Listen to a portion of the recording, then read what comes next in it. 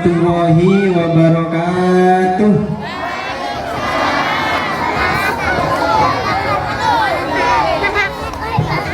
Alhamdulillah, alhamdulillahilladzi asra bi 'abdihi lailam minal masjidil haram ilal masjidil aqsa alladzi barakna haulahu linuriyahu min ayatina innahu was-sami'ul basir. Allahumma sholli wa sallim wa barik wa majid wa karim ala hadan nabiyil karim wa ala alihi wa ashabihi wa azwajihi wa dzurriyyatihi wa ahli baitihi ajma'in, amma ba'd.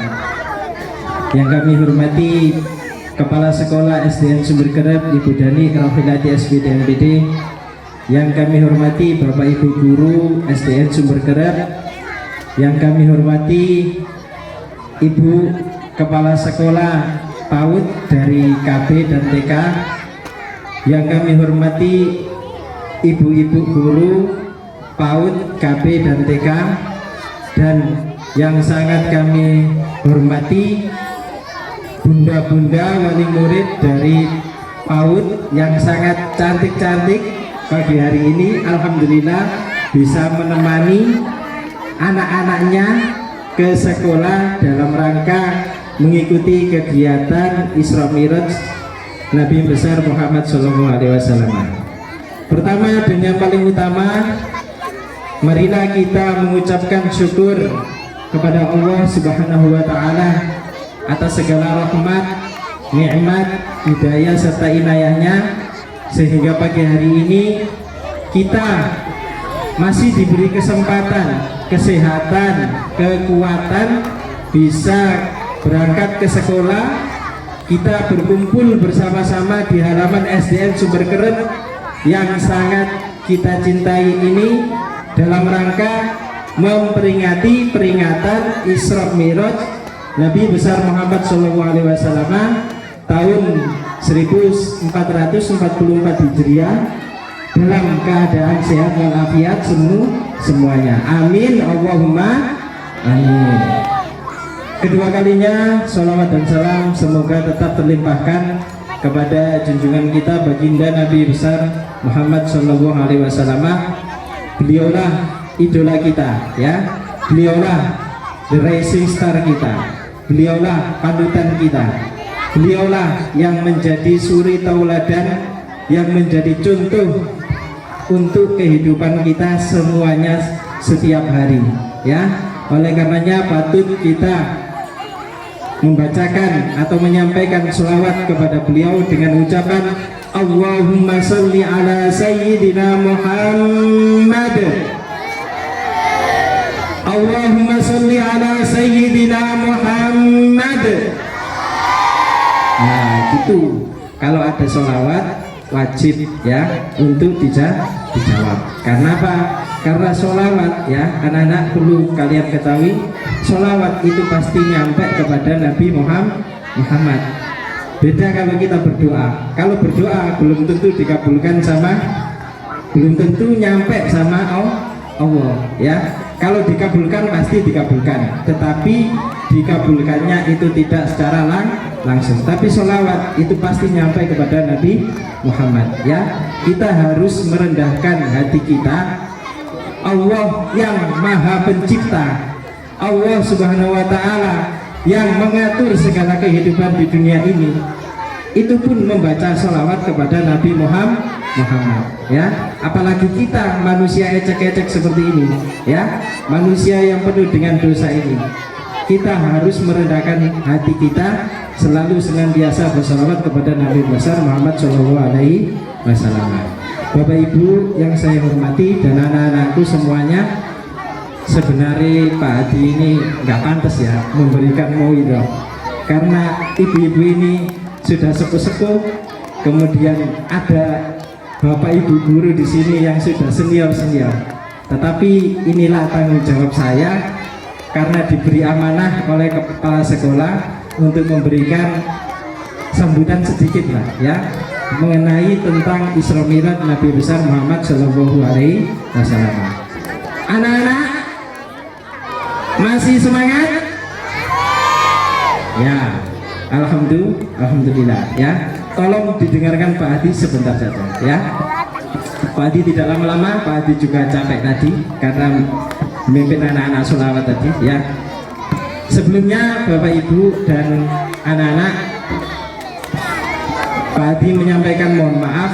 Kenapa? Karena penampilan sholawat tadi belum bisa maksimal karena anak-anak tadi kemarin itu latihannya cuma 2 hari ya, karena ini mendadak. Kemudian kita juga program kegiatan ekstrakurikulernya ini juga baru berjalan, tetapi sama ibu kepala sekolah disuruh tampil, jadi ya seperti itu tadi ya, mohon dimaklumi ya, gak apa-apa nggih ya.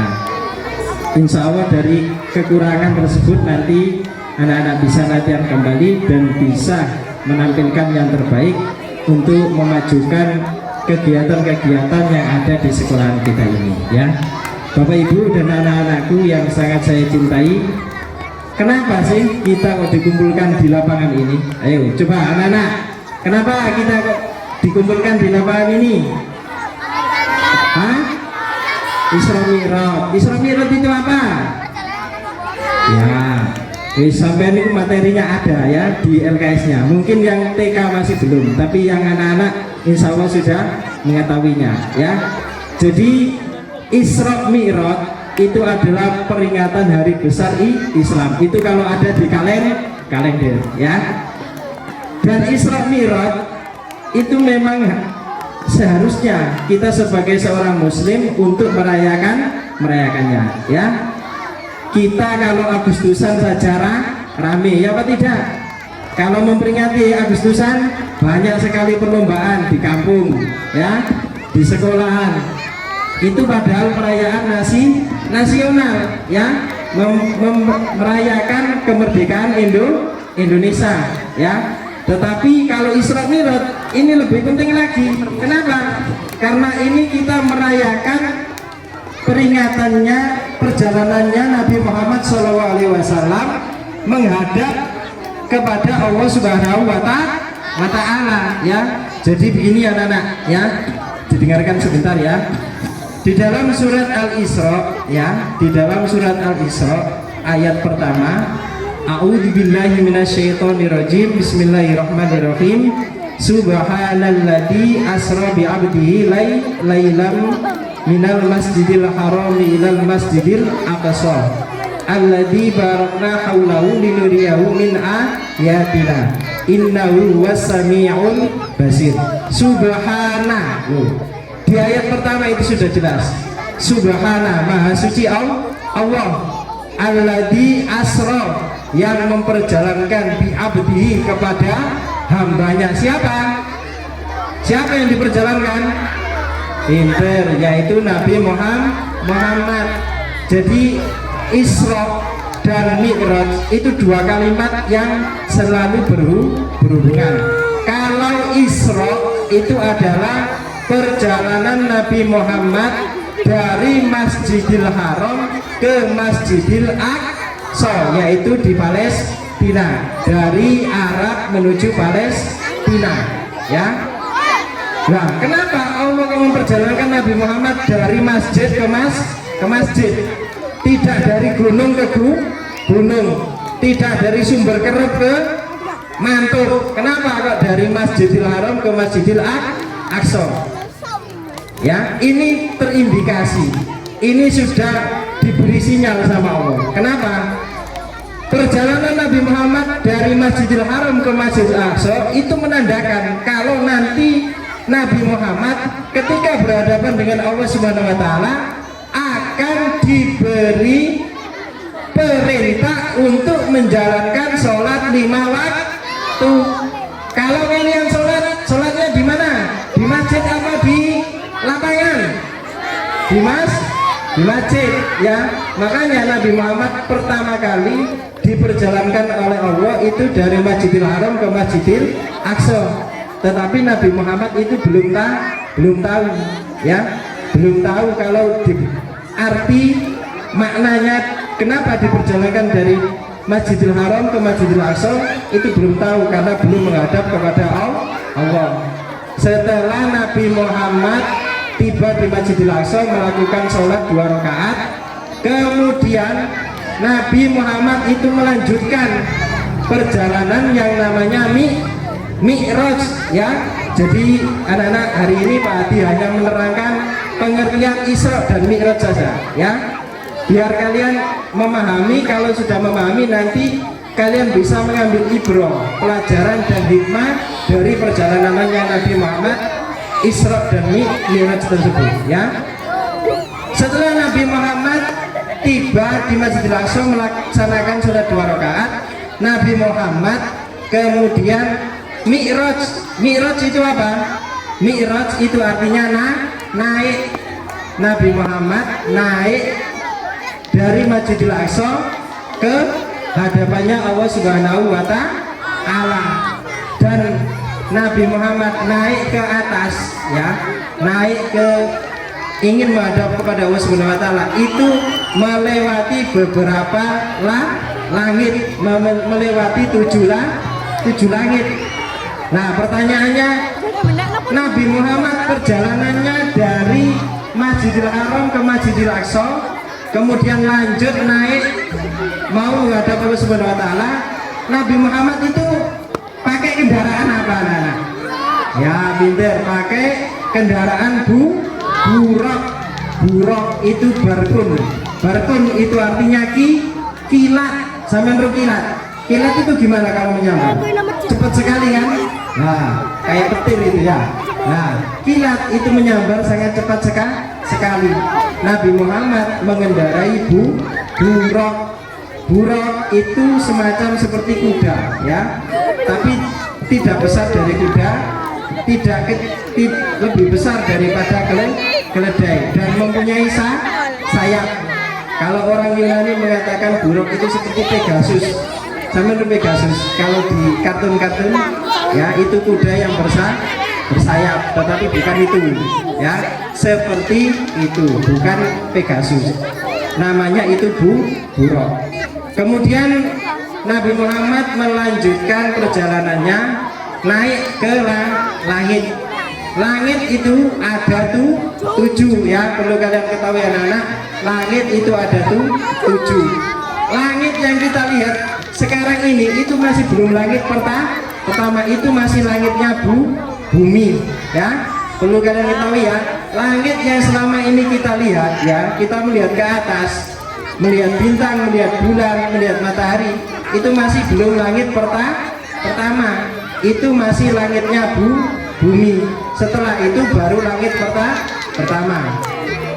Nabi Muhammad berjalan naik ke atas ditemani sama malaikat Jibril mengendarai buraq, ketemu di langit pertama dengan Nabi Adam, kemudian mengucapkan salam kepada Nabi Adam, dijawab oleh Nabi Adam.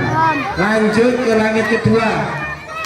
Saya tanya anak-anak, Nabi Muhammad di langit kedua ketika Isra Mi'raj bertemu dengan siapa? Nabi Isa dan Yahya. Kemudian Nabi Muhammad mengucapkan salam kepada Nabi Isa dan Yahya. Kemudian Nabi Isa menjawab. Kemudian selanjutnya yaitu naik ke langit ketiga, bertemu dengan Nabi siapa? Nabi sing paling ganteng dewe. Siapa? Nabi ya, biasanya kan ada pujen. Nabi Yusuf ganteng ya. Nah, itu Nabi yang sangat terkenal ganteng sekali, itu namanya Nabi Yusuf. Kemudian Nabi Yusuf Nabi Muhammad mengucapkan salam kepada Nabi Yusuf. Nabi Yusuf kemudian menjawabnya. Lanjut naik ke langit keempat, ketemu Nabi siapa? Nabi yang pertama kali mengajarkan menulis itu siapa? Ayo, Nabi yang pertama kali bisa menulis itu siapa? Nabi Idris. Ingat-ingat ya, Nabi Idris. Nabi Idris itu anak-anak itu sangat cerdas sekali, makanya namanya itu Idris, dari kata darosa ya derusu darsan yang artinya belajar. Saking tekune Nabi Idris belajare, Makanya Nabi Idris itu menjadi salah satu nabi yang sangat cerdas sekali. Dan Nabi Idris itu pernah ke neraka, ya. Nabi Idris itu pernah ke neraka, ya. Selanjutnya Nabi Muhammad naik ke langit kelima. Nabi Muhammad bertemu dengan siapa? Nabi siapa? Nabi yang menemani Nabi Musa berdakwah. Ayo, Nabi siapa? Hah? Ayo coba kita tebak-tebakan saja. Di langit kelima Nabi Muhammad itu bertemu dengan Nabi siapa? Nabi yang menemani dakwanya Nabi Musa. Nabi siapa? Nabi Harun alaihi salam. Kemudian lanjut ke langit ke-6. Nabi Muhammad bertemu dengan Nabi Musa, ya. Kalian tahu Nabi Musa itu nabi yang apa? Nabi yang punya mukjizat bisa membelah lautan. Pinter. Nabi Musa tongkatnya itu sangat ajaib sekali, bisa berubah menjadi ular. Nah, di langit ke-6 lah Nabi Muhammad itu bertemu dengan Nabi Musa. Setelah bertemu dengan Nabi Musa, terakhir ketemu dengan Nabi Ibrahim. Nah, dulu ketika Nabi Muhammad bertemu dengan Nabi Ibrahim di langit ke-7, Nabi Muhammad itu melihat Nabi Ibrahim sedang berbaring sandaran kepada. Di langit ke-7 itu ada yang namanya Baitul Makmur. Baitul Makmur itu apa? Kalau di dunia Baitul Makmur itu Ka'bah, tempat tawafnya manusia. Di langit ke-7 itu ada tawafnya para malaikat, ya. Tawaf malaikat 70.000 malaikat di langit ke-7 setiap harinya itu pasti melaksanakan tawaf di Baitul Makmur yang dipimpin oleh Nabi Ibrahim. Nah, setelah sudah sampai di langit ke-7, Nabi Muhammad melanjutkan perjalanannya ke atas ke Sidratul Muntaha. Nah, disitulah Nabi Muhammad sudah tidak bisa dibarengi sama malaikat Jibril. Kenapa? Karena malaikat Jibril itu kan malaikat, ya. Tubuhnya itu jelas besar, punya sayap yang banyak, ya. Malaikat Jibril kenapa tidak barengi Nabi Muhammad ketika sudah sampai di Sidratul Muntaha? Malaikat Jibril itu hancur kalau nanti bertemu dengan Allah, ya. Tubuhnya malaikat Jibril itu tidak akan kuat, tidak akan mampu kalau berhadapan dengan zatnya Allah Subhanahu wa Ta'ala. Tapi sekarang pertanyaannya, kenapa Nabi Muhammad kok bisa sampai berhadapan kepada Allah Subhanahu wa Ta'ala? Ya, perlu kalian ketahui anak-anak, kenapa? Karena Jibril itu memberi tahu kepada Nabi Muhammad, dulu Nabi Muhammad itu diciptakan dari separuh nurnya Allah Subhanahu wa Ta'ala. Kalau Jibril itu memang malaikat itu diciptakan dari apa? Dari nur atau cahaya. Tetapi malaikat nurnya yang dibuat menciptakan malaikat itu bukan nurnya Allah Subhanahu wa Ta'ala. Tetapi kalau Nabi Muhammad itu diciptakan, diambilkan dari nurnya, setengah cahayanya Allah Subhanahu wa Ta'ala. Makanya ketika Nabi Muhammad bertemu dengan Allah Subhanahu wa Ta'ala, Nabi Muhammad tidak hancur. Beda dengan malaikat Jibril, tidak berani melanjutkan naik menghadap kepada Allah Subhanahu wa Ta'ala. Ya, itulah anak-anak kebesaran dan mukjizat yang diberikan kepada Nabi Muhammad, ya, oleh Allah Subhanahu wa Ta'ala. Oleh karenanya patut hari ini kita sebagai seorang muslim, ya, apalagi kita ini di sini sebagai seorang orang yang pelajar, ya, kita di sini itu orang-orang yang belajar, ya. Pak Hadi di sini itu juga belajar. Di sini tidak ada guru, tidak ada murid. Kita semuanya di sini belajar. Kalau salah ya kita harus mau dibenarkan. Ya. Saya lanjut ya, sedikit lagi ya. Ketika Nabi Muhammad sudah berhadapan dengan Allah Subhanahu wa taala, itu pun berhadapannya tidak bisa menatap langsung anak-anak ya. Kenapa? Masih ada takbir ya, masih ada penghalang. Ya itulah karena Allah itu zat yang maha sempurna dan maha kuat sekali. Kita sebagai manusia itu tidak akan mampu kalau ketemu Allah Subhanahu wa taala. Pasti tubuh kita itu hancur. Nah, Nabi Muhammad yang sudah diberikan keistimewaan pun masih belum bisa melihat secara langsung. Cuma melihat sepintas cahayanya saja ya. Nah, di situ Allah Subhanahu wa taala memberikan perintah kepada Nabi Muhammad. Perintahnya apa, anak-anak? Perintah Isra Mi'raj itu apa? Menjalankan sholat. Pertama kali sholat itu 50 kali, bukan 5 kali dalam sehari. Kenapa kok bisa menjadi 5 kali? Ayo, ada yang tahu? Kenapa? Sholat sehari semalam yang kita laksanakan itu cuma 5 kali. Padahal Allah Subhanahu wa taala pertama kali memerintahkan Nabi Muhammad itu 50 kali. Ada yang tahu kenapa kok bisa menjadi 5 kali? Hah? Ada yang menjawab karena kasihan apa, Kendra? Hah? Karena ketika Nabi Muhammad turun ya, bertemu dengan Nabi Musa di langit ke-6, Nabi Musa itu Nabi sing paling ngeyelan, berekelan ya. Itu Nabi Musa. Nabi Musa itu terkenal ngeyelan sama Gusti Allah ya. Dan orangnya itu keras. Nabi Musa. Nabi Muhammad ditanyai, wahai Muhammad, apa yang diperintahkan oleh Allah kepadamu? Kemudian Nabi Muhammad menjawab, aku diperintahkan oleh Allah dan umatku nanti untuk menjalankan sholat 50 kali.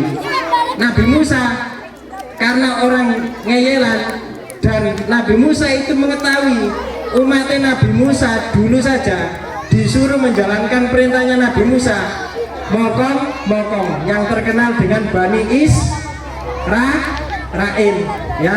Akhirnya Nabi Musa bilang sama Nabi Muhammad, wahai Nabi Muhammad, kamu kembali lagi kepada Allah, minta keringanan karena umatku dulu saja tidak mampu, apalagi umat kamu ya. Akhirnya Nabi Muhammad naik lagi menghadap kepada Allah, minta keringanan, kemudian dikasih keringanan menjadi 10 kali ya. Nabi Musa tanya lagi, wahai Muhammad, kamu dapat keringanan berapa dari Allah? Kemudian Nabi Muhammad menjawab, saya mendapat keringanan Nabi Musa 10 kali. Wah, itu masih kurang itu 10. Umatmu tidak akan mampu menjalankan sholat sehari semalam 10 kali.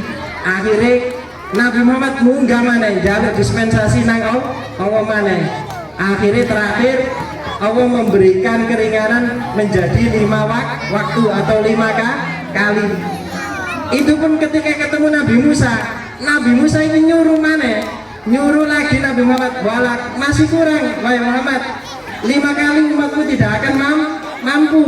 Disuruh lagi naik ke atas, tetapi Nabi Muhammad sungkan karo Allah, wahai Nabi Musa, aku malu kepada Tuhanku karena aku sudah diberi keringanan yang banyak. Akhirnya Nabi Muhammad punya keyakinan insya Allah umatnya nanti akan mampu melaksanakan kewajiban perintah sholat sehari semalam 5 waktu. Nah, sekarang kewajiban kita sholat 5 waktu saja setiap hari kita masih belum bisa melaksanakan sempurna, masih bolong. Padahal itu sudah dapat keringanan dari Allah Subhanahu wa taala.